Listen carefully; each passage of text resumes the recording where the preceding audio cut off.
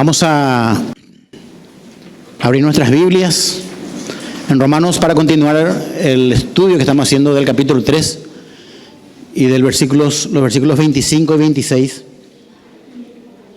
donde hemos dejado el domingo pasado.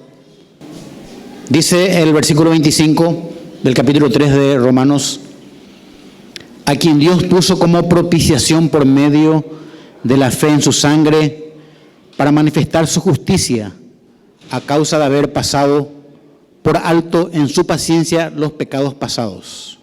26, con la mira de manifestar en este tiempo su justicia, a fin de que Él, Dios, sea el justo y el que justifica al que es de la fe de Jesús. Oramos. Gracias, Señor, por esta hermosa mañana. Hemos adorado en la canción y en la ofrenda, y ahora queremos adorarte escuchando tu palabra. Gracias por todo, por tu amor, en el nombre de Cristo Jesús. Amén. Para contextualizar un poco el tema, en estos capítulos 2 y 3, Pablo está escribiendo a los romanos, en donde había en la iglesia de Roma personas en la iglesia, miembros judíos y gentiles que han venido a Cristo. Y probablemente también judíos y gentiles que no estaban en Cristo, pero estaban en la misma iglesia. Pablo tendía la necesidad de explicarles de que ellos no se iban a salvar por su propia justicia. Ustedes saben que el judío, especialmente el judío, se apoyaba en su ley, en la ley de Dios. Y ellos buscaban siempre creían tener su propia justicia. Entonces era necesario que Pablo les escriba de que Dios realmente es el que puso a su Hijo en sacrificio para que ellos sean salvos por Él. Dios puso a su Hijo para demostrar su justicia. Por eso el versículo 25 dice: a quien Dios puso como propiciación. Es una palabra un poco difícil de entenderla para algunos, pero la palabra propiciación significa apaciguar una ira por medio de una ofrenda. Esto estudiamos el domingo. Apaciguar una ira por medio de una ofrenda. Los dioses antiguos, para que uno apacigue su ira, había que presentarle una ofrenda. Dios también dice que la Biblia que Dios está airado contra el pecador o contra el impío todos los días. De manera que para que Dios se calme su ira, había que presentarle una ofrenda. ¿Y quién más que Dios mismo envió a su Hijo para que se presente como una ofrenda para Él, de modo que se apacigüe su ira? Pero no solamente eso, también en esa ira, en ese apaciguamiento de ira, Dios expió los pecados de su pueblo. Dios expió los pecados de su pueblo. Hay un versículo que nos llama la atención, donde dice que Él, versículo 25, a causa de haber pasado por alto en su paciencia los pecados pasados. Dios no se olvidó de los pecados de los hombres de Adán y Eva hasta Cristo y hasta hoy. No se olvidó. Solamente que cuando dice que pasó por alto, Él apuntaba a Cristo, pero mientras tanto, en ese tiempo, animales y sangre de animales tomó el lugar de Cristo. Y eso solamente era una sombra y una figura de lo que había de venir. Si usted hace en una luz una sombra, la sombra no es la luz, la mano misma, es la sombra. Bueno, todo lo que se hizo antes era sombra de lo que había de venir. Y Cristo vino. Por eso Pablo habla en el 26, en este tiempo manifestó su justicia. Y somos privilegiados. Todos los del Antiguo Testamento esperaban ver a Cristo, esperaban que Cristo se crucifique, apuntaba todo a Él. Nosotros, hace 2000 años esto ocurrió, y todo lo que hoy venimos a Cristo, hemos mirado esa cruz para que nuestros pecados sean perdonados. Entonces Dios mostró su justicia enviando y entregando a su propio Hijo para morir por nuestros pecados. Y dice la Biblia que Cristo murió para perdonar el pecado del creyente, para perdonar. Él cumplió todo.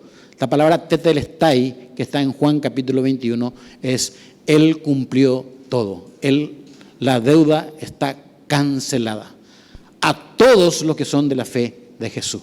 Él justificó y justifica a todos los que son de la fe de Jesús. Y este es el desafío esta mañana, hermanos, de ver quiénes son los que, a quienes Dios justificó por la fe de Jesús. ¿Quiénes son los que tienen la fe de Jesús? Porque puede ser que uno esté en una iglesia donde se predique el Evangelio y todavía no haya sido justificado por la fe de Jesús.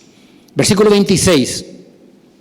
Cristo murió para Dios a fin de justificar al que es de la fe de Jesús. Dice el versículo 26, con la mira o con el objetivo, podemos decir, de manifestar en este tiempo su justicia, a fin de que Él, Dios, sea el justo y el que justifica al que es de la fe de Jesús.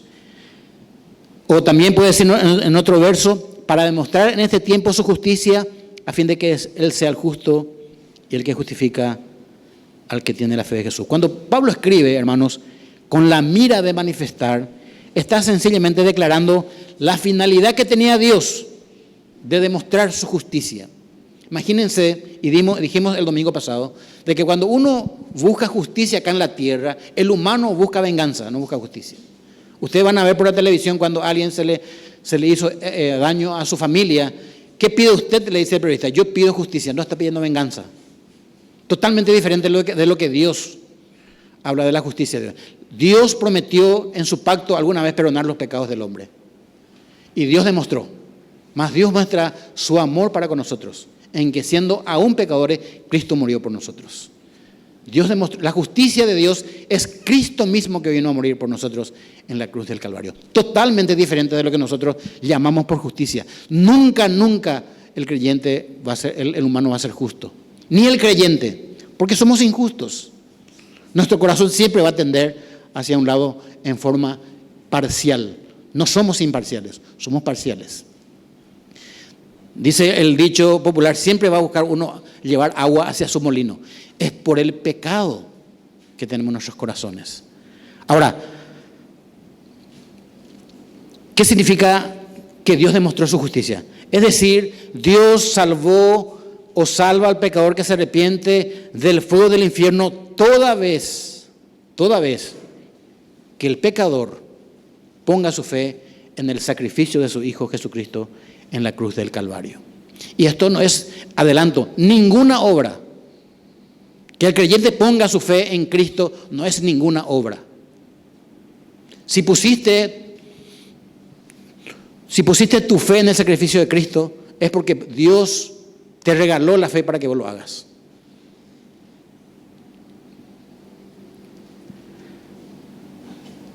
Dice Mark Dever lo siguiente, un buen comentarista y escritor del libro.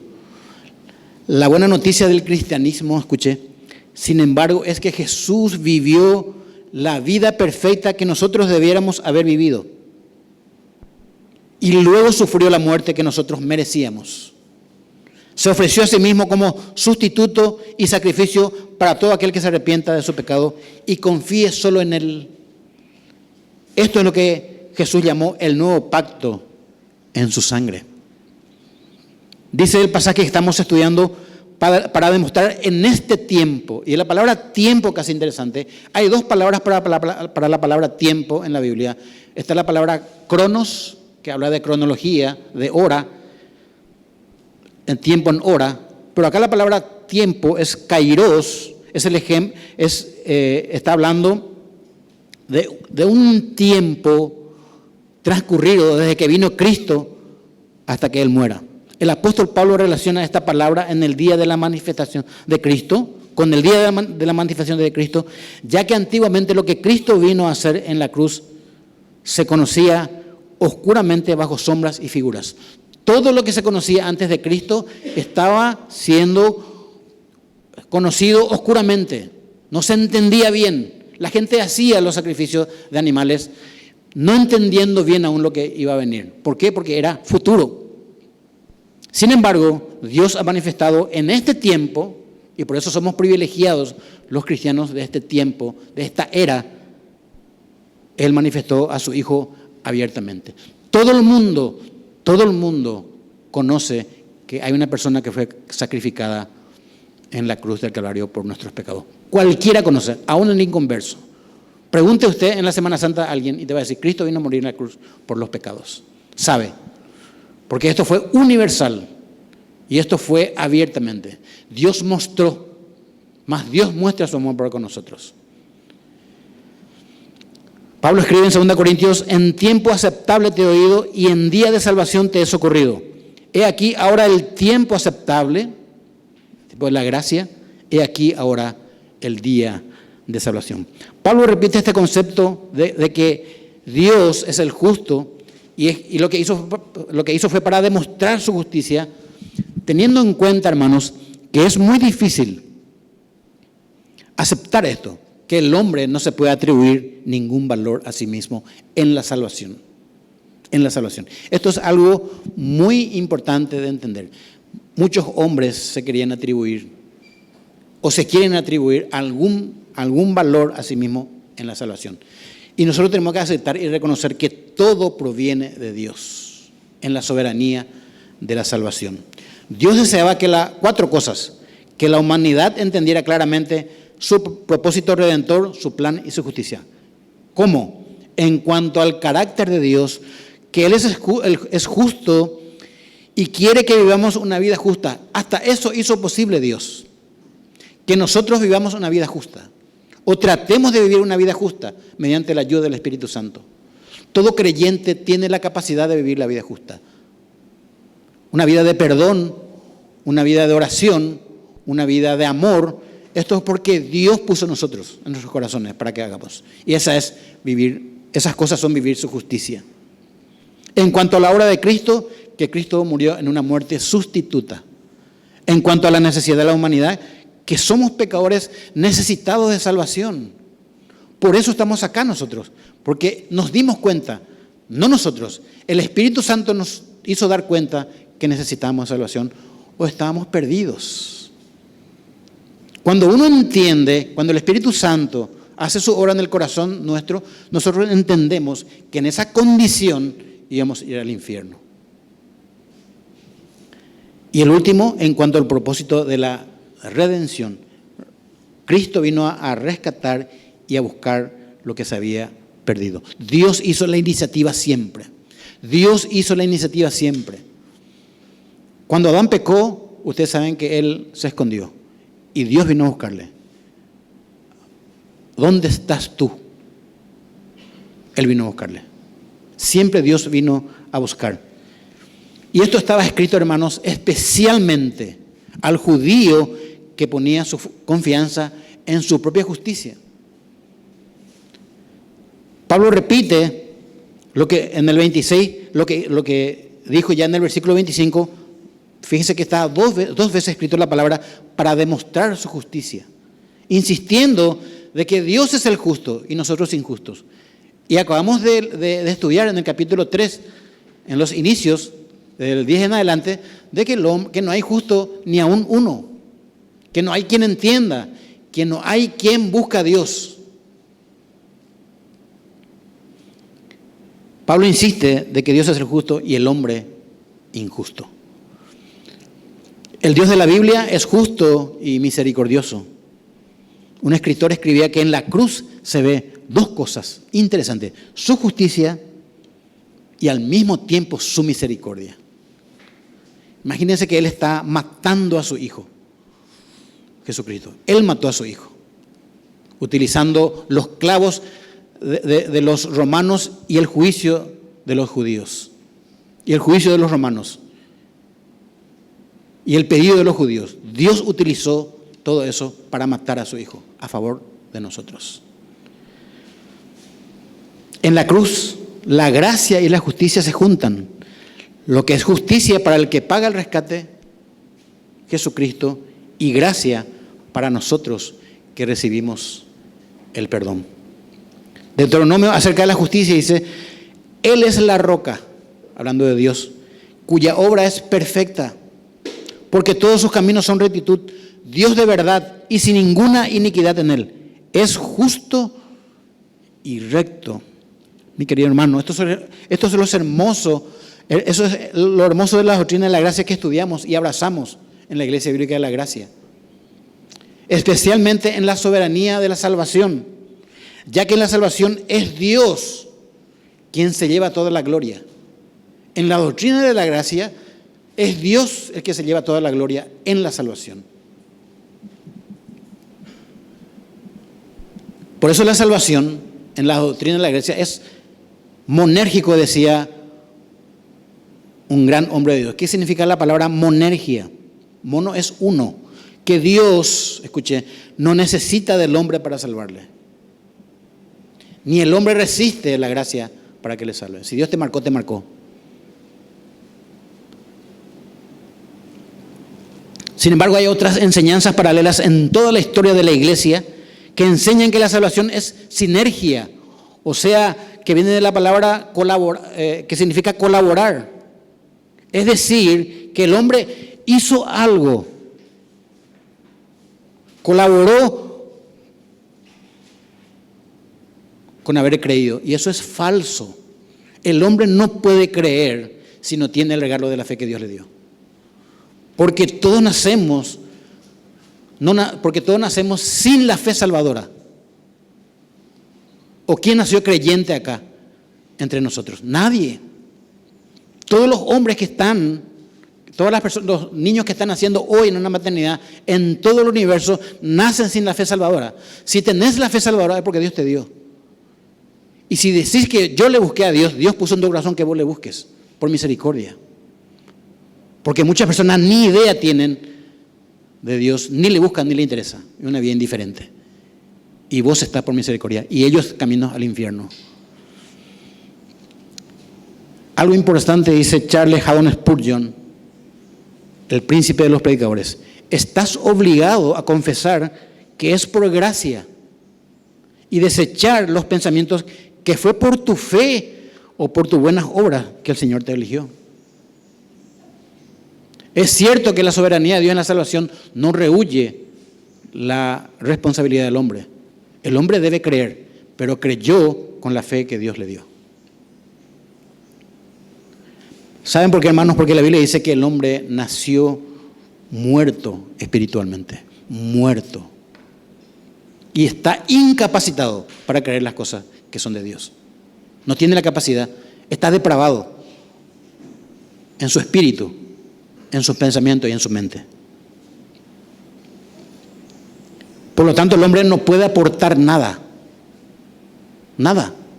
para su salvación. Si aportó fue algo, su pecado. Todos nacimos sin la fe salvadora.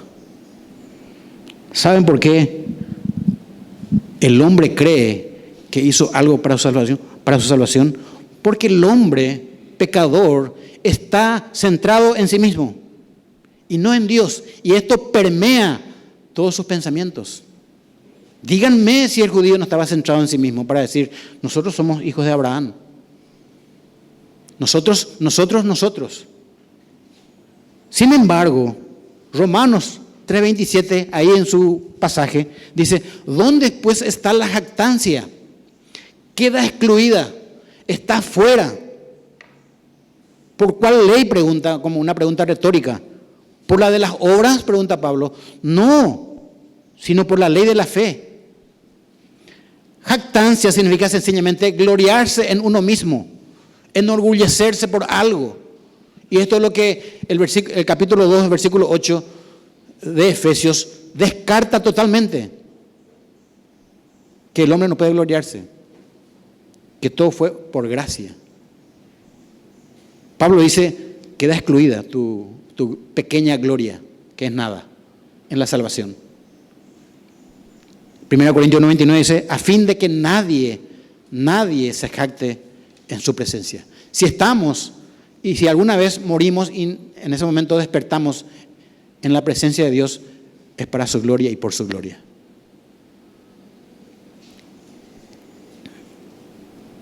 El Evangelio es de humildad, hermanos. De hecho, Dios un día nos humilló a nosotros para que pudiéramos mirar a la cruz. El creyente ha sido humillado, ha sido descubierto por Dios y ha sido humillado. Y nuestros pecados hemos tirado en la cruz. Es más, Dios ese pecado le imputó a Cristo.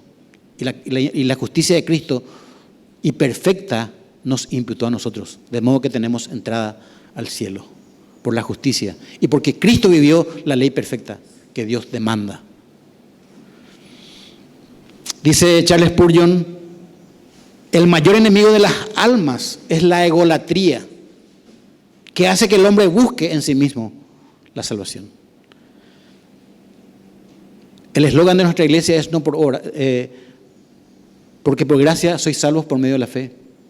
Y esto no es de ustedes, es un regalo de Dios, no por obras, para que nadie se gloríe. Repetí eso todos los días de tu vida en tu mente para entender la gracia de Dios. Ahora, este concepto de justificar al que es de la fe parece ser muy sencillo de entender, hermanos, pero es a la vez complejo cuando nos ponemos a analizarla realmente desde el punto de vista de la palabra de Dios. Dice en la historia del cristianismo, esta lucha siempre hubo, que una vez Martín Lutero le dijo a Erasmo, otro teólogo de la época, a este Erasmo se le llamaba el príncipe de los humanistas. Le dijo, Erasmo, tu teología es muy humanista y no cristocéntrica. ¿Por qué? Porque este hombre elevaba mucho a lo que es el humano. Y este es un problema en las iglesias evangélicas. Cuando los pastores o cuando alguien está encima de la palabra de Dios y no la palabra de Dios y bajo los pastores. Permea toda nuestra vida cuando creemos que nosotros hicimos algo en nuestra salvación. Afecta. Sin embargo, la doctrina de la gracia enseña a glorificar lo que Dios hizo por nosotros. Esto lo dijo Martín Lutero, porque sus predicaciones y sus estudios ponían al hombre en el centro y no a Dios. De hecho, era un tiempo en el que el humanismo pegaba muy fuerte, era la época del Renacimiento. Pensemos por un momento, hermanos, Pablo está escribiendo esta carta a una iglesia compuesta por judíos, como dije al principio, y gentiles, que han venido a Cristo. Pero de hecho, Pablo entiende, y todos tenemos que entender, que en una iglesia cristiana hay también gente que no son cristianos, que no tienen la fe de Jesús, la fe que justifica. No tienen. Si no, no hubiera escrito esto. Porque había gente en ese seno, en esa iglesia, gente que se estaba justificando a sí mismo. Por eso le llega a escribir que Cristo es el sacrificio perfecto que Dios acepta. Dios no trata con inconversos. De hecho, la Biblia está escrita para creyentes. El pecador no le escucha ni le conoce a Dios. Y cuando digo que no le escucha, es que no le obedece. Y no le puede obedecer. Juan dice, mis ovejas, oyen mi voz. Esto dijo Jesucristo. Y yo las conozco y me siguen. Característica del verdadero cristiano. Mis ovejas oyen mi voz, yo las conozco y me siguen. Pablo les está amonestando con el Evangelio, explicándole que es Dios el que justifica al pecador, que pone su fe en Jesús. ¿Saben por qué? Y de nuevo repito, porque Pablo asume, y nosotros deberíamos asumir también, que no todos los que asisten a una iglesia evangélica tienen la fe que justifica. Por lo menos yo creí hace 33, 34 años que me convertí, creí que todos eran creyentes. Hoy no voy a creer lo mismo. No me van a convencer de que todos los que vienen a la iglesia evangélica son creyentes. La gente tiene comezón de oír para escuchar la palabra de Dios, pero no para obedecerla.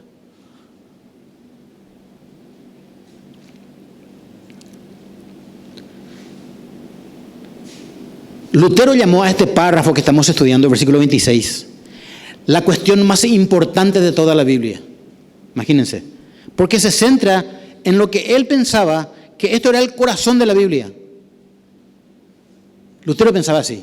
Esto es el corazón de la Biblia. Y para nosotros tendría que ser también. Hoy, hermano, tendríamos que analizar nuestra vida. Y lo que tenemos hijos, por nuestros hijos. Porque la fe es personal. Todos vamos a estar delante de Dios algún día solos. No va a estar la iglesia. No va a estar tu pastor. No va a estar los diáconos. Va a estar solo delante de Dios. Va a estar.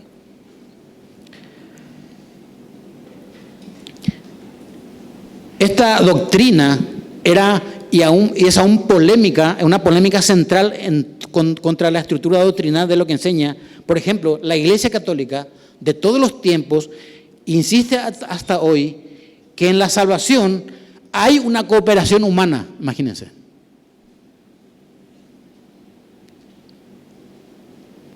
En la salvación, que el hombre puso algo, que en el hombre hay algo de bueno.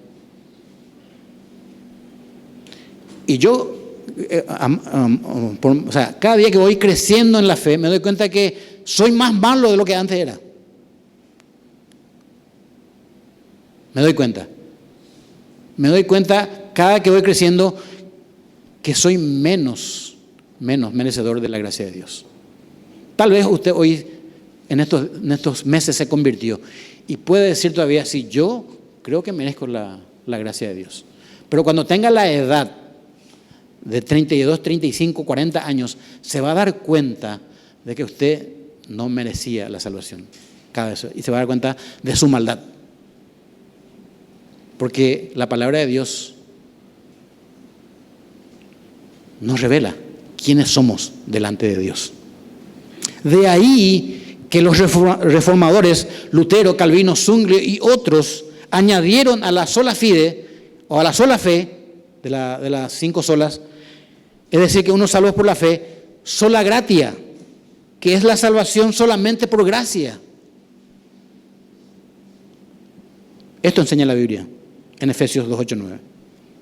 Ya dije y vuelvo a repetir, porque por gracia sois salvos, por medio de la fe. Y esto no es de vosotros, es un regalo.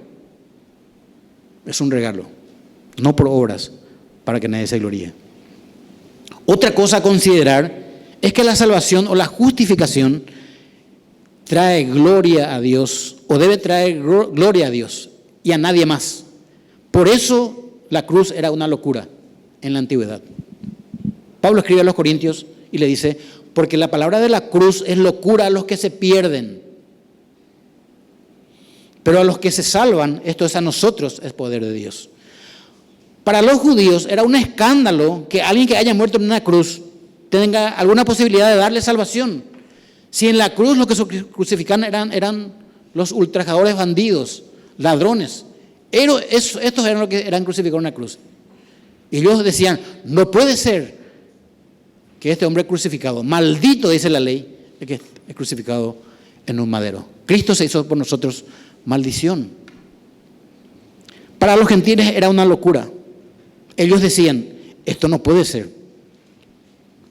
Pablo decía, nosotros predicamos a Cristo y a este crucificado, y eso es poder de Dios. Por eso Pablo termina esta parte describiendo que el que se gloría, nosotros lo único que podemos hacer gloriarnos es gloriarnos en Dios y en nadie más. Y el versículo 26, la parte B dice, a fin o con el propósito de que Dios sea el justo y el que justifica al que es de la fe de Jesús.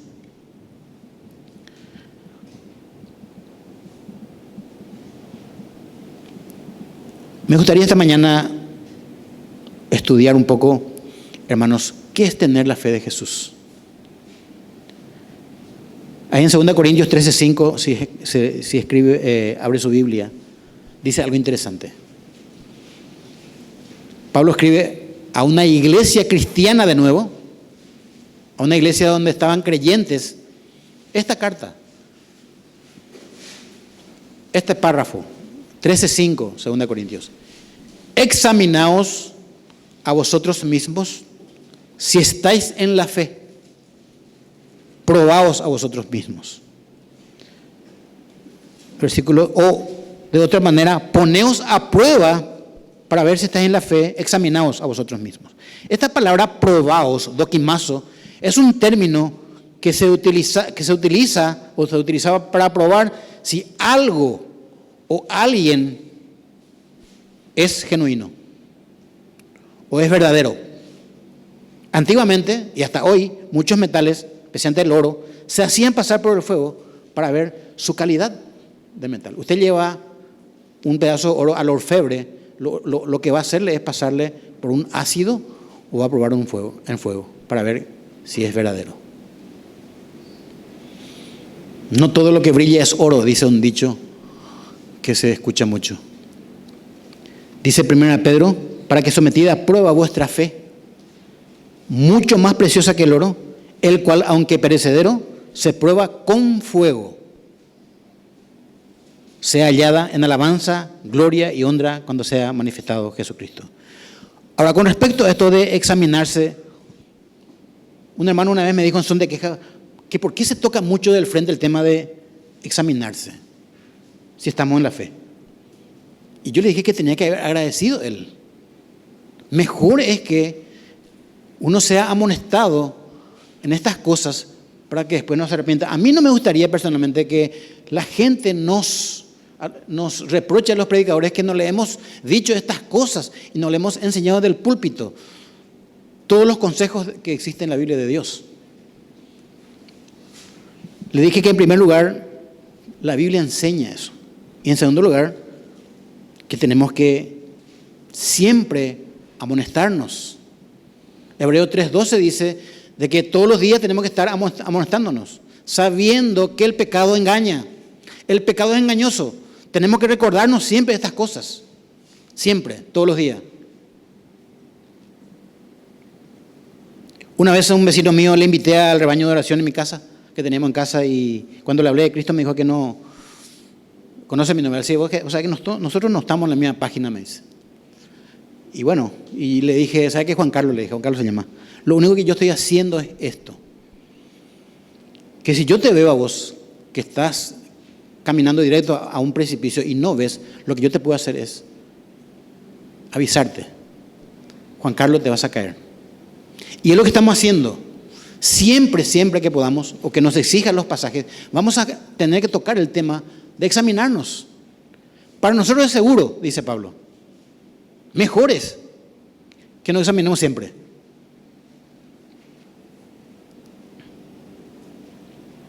Dios justifica o salva solamente al que es de la fe de Jesús. No hay otro camino. Hemos cantado, no hay otro camino. Dicho de otra manera, solamente al que posee la fe salvadora. Yo le pregunto esta mañana, hermano, y preguntémonos todos, ¿cómo sabe usted que tiene la fe salvadora?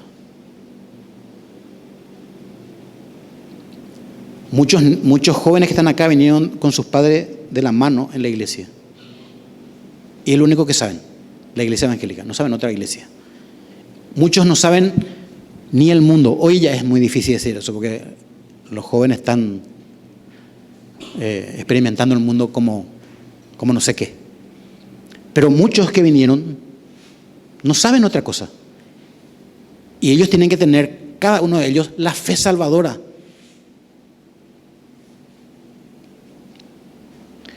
Voy a decir algunos engaños de la fe, sobre la fe salvadora. Primero, la moralidad que uno practica. Usted puede ser una persona moral, que no toma ni tereré por no ser vicioso. Bueno, eso no muestra necesariamente que uno tenga la fe salvadora. Muchos de los fariseos de la época de Jesús, escúcheme, tenían una moral religiosa. Le costaba creerse pecadores y necesitados de Cristo. Tenían una falsa espiritualidad. Jesús los llamó sepulcros blanqueados.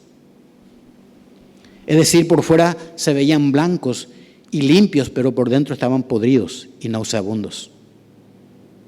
Un verdadero creyente puede tener la moralidad visible, ¿por qué no? Pero uno también puede fingir la fe salvadora. No puede fingir por mucho tiempo.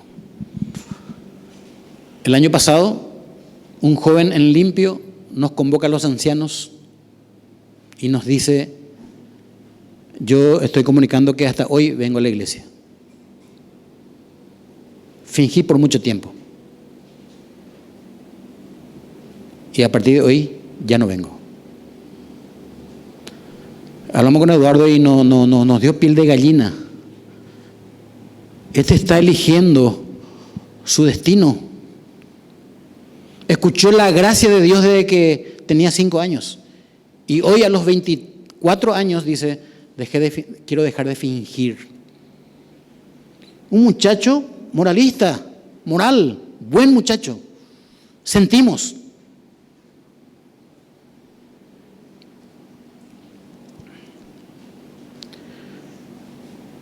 Generalmente las personas que son moralistas les cuesta ver su necesidad de Dios. Claro, ellos alegan: bueno, yo no le hago mal a nadie. Famoso, cuando vos le testificas a alguien: yo no le hago mal a nadie. Vivo la vida tranquila, yo nomás, mi religión, yo y Dios.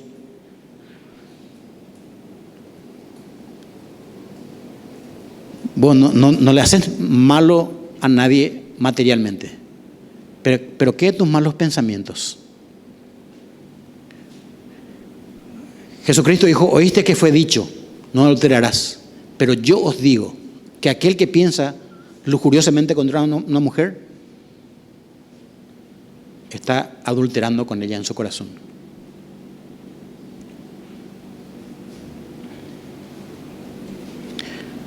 Los judíos actuaban así, propia justicia. Segundo, el intelectualismo. ¿Qué significa esto? Puede que uno entienda y conozca cómo funciona la salvación y luego perderse. La gente sabe que Cristo hizo la vuelta completa. Vino, Dios fue enviado por Dios, vino a morir y está a la diestra del Padre. Todos saben eso. O muchos saben eso. Saber eso no te salva.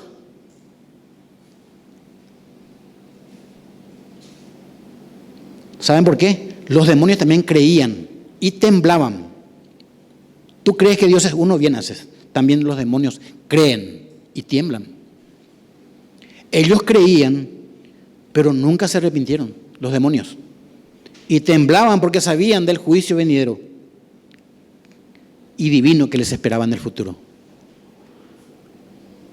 Mateo dice: muchos me dirán en aquel día: Señor, Señor, ¿no profetizamos en tu nombre? Y en tu nombre echamos fuera demonios, y en tu nombre hicimos muchos milagros. Y entonces les declararé: nunca os conocí. Nunca os conocí. Apartados de mí, hacedores de maldad. Estas personas tenían un conocimiento, intelectualismo de lo que es verdadero y de la verdad. Incluso al parecer tenían un ministerio en la iglesia. Pero no tenían la fe que salva. Es decir, conocimiento no equivale a salvación. Repito lo que dice Juan: mis ovejas verdaderas oyen mi voz, yo las conozco y me siguen. Me siguen. Tercero, el evangélico religioso. Y acá quiero que abran sus Biblias, 2 Timoteo 3:1. Dice Tito: profesan creer a Dios, pero con sus hechos lo niegan. 2 Timoteo 3:1. Pablo escribe a Timoteo y le dice: también debes saber esto. También debes saber esto, que en los últimos días vendrán tiempos peligrosos, porque habrá hombres amadores de sí mismos, avaros, vanagloriosos, soberbios, blasfemos, desobedientes a los padres, ingratos, impíos, sin afecto natural, versículo 3, implacables, calumniadores, intemperantes, crueles, aborrecedores de lo bueno, 4, traidores, impetuosos, infatuados, amadores de los deleites más que de Dios, que tendrán apariencia de piedad, cara de religioso, está diciendo, pero negarán la eficacia de ella. Con estos no te juntes, evitales si es posible, le dice Pablo a Timoteo. Sinceramente, hermanos, creo que ya estamos viviendo en este tiempo. Estos son creyentes, ¿eh? Del mundo ni hablemos. Pero los creyentes están haciendo esto. Se están portando de esta manera. Hermano, uno puede llegar hasta el bautismo en una iglesia y nunca haberse arrepentido. Verdaderamente. Judas es un claro ejemplo de estar en el ministerio por 3 años con el maestro verdadero. Era el tesorero del grupo. Se fue al infierno. Dios lo llama hijo de perdición. Por eso digo, ¿es alguna garantía que vos estés en un lugar y decir, sos salvo? Por eso el cuarto punto es, hay una falsa seguridad. Uno puede ser una persona a quien le gusta Jesús.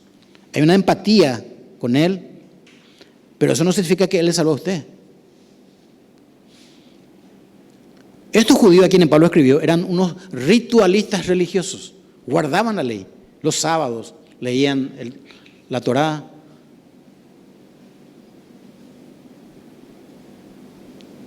Se apoyaban en su raza. Nosotros venimos a Abraham. Nosotros somos los puros. Y eso cree en su propia justicia. Solamente son judíos los que son de la fe, le dijo Pablo, y no los judíos de nacimiento. Por eso le dice en el capítulo 2, he aquí tú tienes el apodo de judío, sobrenombre, y te apoyas en la ley y te glorías en Dios. Y conoces su voluntad, claro, tenían la ley, e instruido por la ley, y apruebas lo mejor. Aún así no tienes la fe salvadora. Pablo le dice a esos judíos, necesitas del evangelio.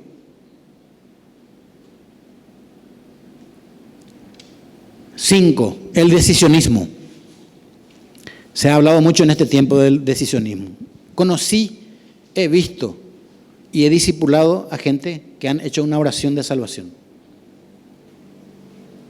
No se le puede dar agua al que no tiene sed, hermano, ni de comer a un muerto. Tal vez levantaron la mano o han pasado enfrente de una congregación pensando que era suficiente para tener la fe salvadora. Les pido, hermanos, que cuando comparten el evangelio a otro y oró o aceptó o alguna cosa, no le digan, por favor, que ella es un hijo de Dios. ¿Qué seguridad usted tiene de ello? ¿Conoce usted su corazón para decirle que usted es un hijo de Dios? A menos que pase un tiempo y se vean los frutos y persevere en el Señor, que es una garantía de salvación. El que persevera hasta el fin será salvo, dice la palabra. Muchas personas están convencidas de que el evangelio es la verdad. Están seguros, escuchen, pero tampoco eso es seguro y garantía de tener la fe salvadora. Tener la vacuna contra el coronavirus en la mesita de luz de tu dormitorio no te va a inmunizar, a menos que te apliques a tu sangre. ¿Qué importa que vos sepas cómo te salvas si esto no se aplica a tu vida? Sin embargo, me gustaría darle algunas pruebas verdaderas del que tiene la fe salvadora. Y de paso nos analizamos todos acá. Por favor, no le analice al que está a su lado, ni al que no vino. Porque famoso, no vino fulano. No, analízate vos. Y te digo, primero, atienda bien, hermano, abrí tu corazón y escucha. Amor por Dios. El que tiene la fe salvadora, en primer lugar, tiene amor por Dios. Y quiero guiarte en algunas preguntas que te podés hacer. ¿Se deleita usted en Dios y su palabra? No hay que leer nomás, se deleita. ¿Usted anhela hacer la voluntad de Dios? ¿Usted está consciente de lo que cuesta seguir a Cristo? ¿Usted le pone a Cristo en primer lugar de su vida? En primer lugar. Los mexicanos dicen primero Dios, pero es teoría.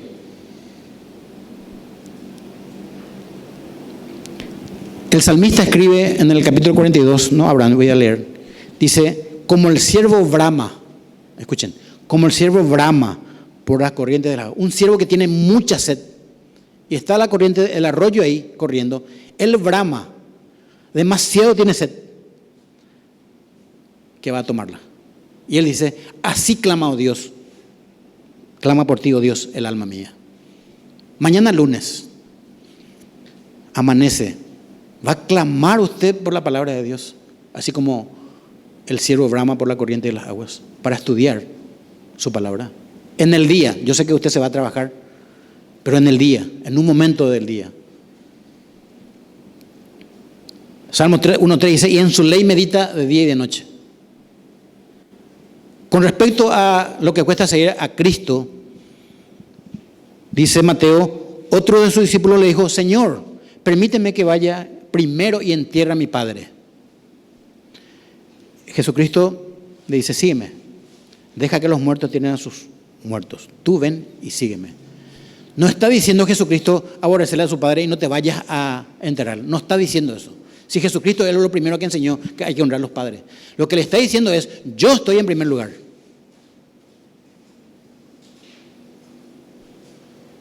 Yo estoy en primer lugar. Seguime. Segundo, un poco para ver algunas pruebas de la fe salvadora. Arrepentimiento. Paul Washer decía, el creyente no se arrepiente solamente el día de su conversión, sino que se sigue arrepintiendo cada vez que peca. Él tiene un odio al pecado, ya no practica. Claro, hermano, el pecado siempre está ahí, continuamente molestándonos y nos va a acompañar hasta el día de nuestra muerte acá en la tierra. Romanos 7:19 dice, no hago el bien que quiero, dice Pablo, sino el mal que no quiero, eso hago. Y si hago lo que no quiero, ya no lo hago yo, sino el pecado que mora en mí. Y él sigue escribiendo, miserable de mí, ¿quién me librará de este cuerpo de muerte? ¿Quién me librará de este cadáver? ¿Saben por qué? En la antigüedad, trae a colación Pablo esto, a una persona que era un homicida, a la persona que mató se le ata por el cuerpo hasta que sea un nido de gusanos y te empieza a comer a vos el gusano. Pablo dice, cuando peca, compara con esa metáfora y dice, ¿quién me librará de este cuerpo de muerte? Bueno, cuando pecamos, Pablo se odiaba tanto cuando caía en pecado. Yo no sé si usted, hermano, ¿se odia usted cuando peca? Siente en el alma que cayó de nuevo en ese pecado, en ese círculo vicioso. Pecar, pecar, pecar, pecar. Se siente triste. Por lo menos Pablo decía, miserable de mí.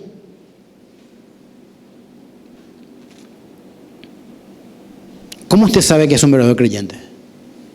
El arrepentimiento lleva en sí, escuchen, una constante y una continua confesión de nuestros pecados, y eso nos lleva a una continua comunión con Dios.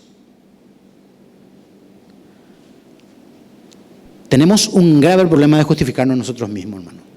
Siempre que pecamos, fulano, si no es por eso yo no voy a pecar. Por eso no, porque fulano. Nunca porque yo pequé.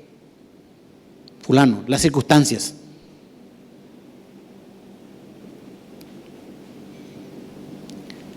Una persona me dijo, te voy a dar mi celular para no pecar más. No está en el celular el tema, hermano. Está en el corazón. ¿Se dan cuenta? Claro que el celular es un problema para él, pero no está en el celular. Él no entiende que está en el corazón. Tercero, humildad genuina.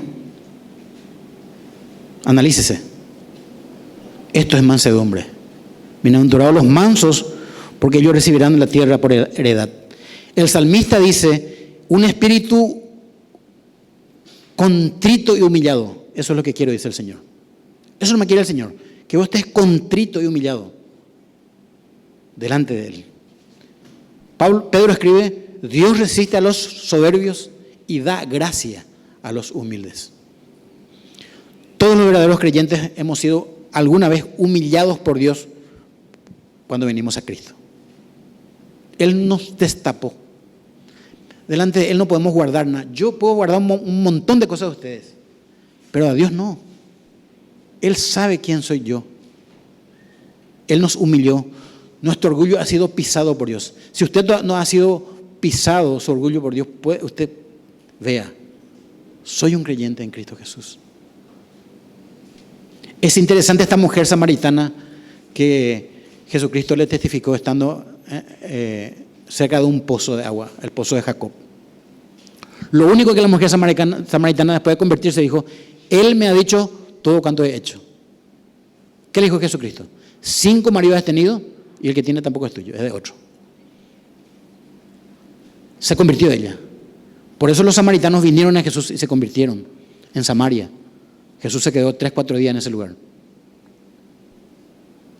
Pero ella dijo, me dijo todo cuanto he hecho. Eso es lo que Cristo hizo con nosotros. Te dijo quién eras vos delante de Él. Un pecador perdido que tenías que arrepentirte. Cuarto, la fe que Dios da. Esa fe trae honra a Dios y se manifiesta de distintas maneras. En amor hacia otros. Analice. Mira, Juan 4:7 dice: amados, amémonos unos a otros porque el amor es de Dios. Todo aquel que ama es nacido de Dios y conoce a Dios. El que no ama no ha conocido a Dios, porque Dios es amor. Esta carta está escrita en una iglesia.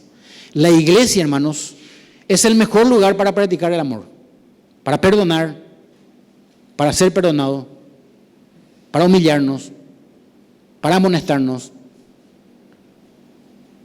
No hay creyentes sin iglesia. Él es creyente pero no se congrega en ningún lugar. Hay que analizarlo.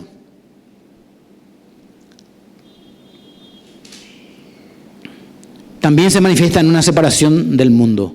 No améis al mundo ni las cosas que están en el mundo. Si alguno ama al mundo o pone en primer lugar al mundo, el amor del Padre no está en él. O almas adúlteras, dice Santiago. ¿No sabéis que la amistad con el mundo se constituye enemigo de Dios? Pero también en un continuo crecimiento espiritual. El creyente está preocupado por crecer espiritualmente. Busca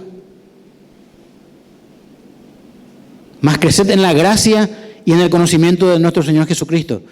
El verdadero creyente está preocupado, no se queda enano en la fe. Recuerde esto, que el que no está creciendo está retrocediendo en su fe.